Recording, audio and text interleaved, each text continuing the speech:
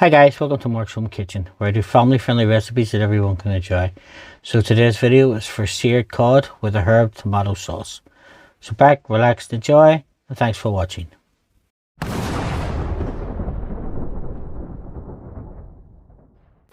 So let's just jump straight into this.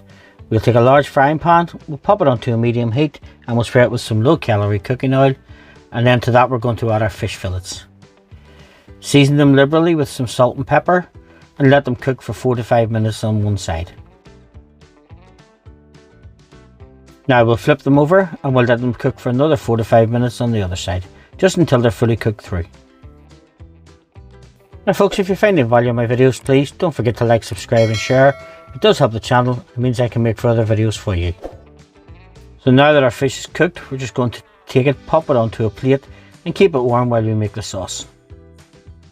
So in the same frying pan we're going to spray some more oil, and then we're going to add a chopped onion and some crushed garlic. Give that a stir around, let it cook for about 5 minutes just until the onion starts to soften. So now that our onion is softened, we're going to add some balsamic vinegar.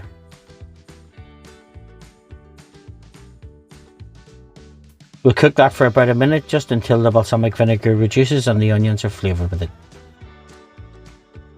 Now we're going to add some chopped tomatoes,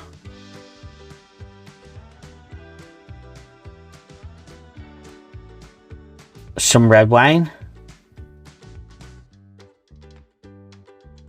some tomato puree. Give that a stir around, bring it to the boil, and then we're going to add our herbs. Now to this we're going to add fresh dried basil, dried thyme, some dried oregano. Give that a quick stir around and let it simmer for about 10 minutes, just until the herbs start to soften.